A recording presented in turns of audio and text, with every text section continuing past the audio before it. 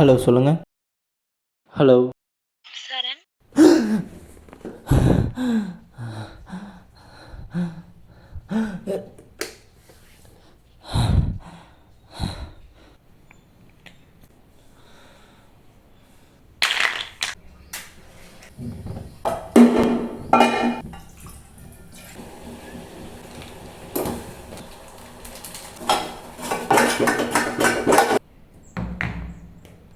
மயிறு, நேற்றுலேருந்து ஃபோன் அடிச்சிருக்கேன், எதுக்கிட்ட எடுக்க மாட்டேங்கிறேன். உன் கூட வேலை பார்க்குற பையன் சொன்னான்.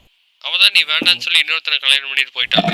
அப்புறம் என்ன மச்சான், அவள் கூப்பிட்றான்னு நீ போயிடாத, அவ்வளோதான் சொல்லுவேன், பார்த்துக்கோ.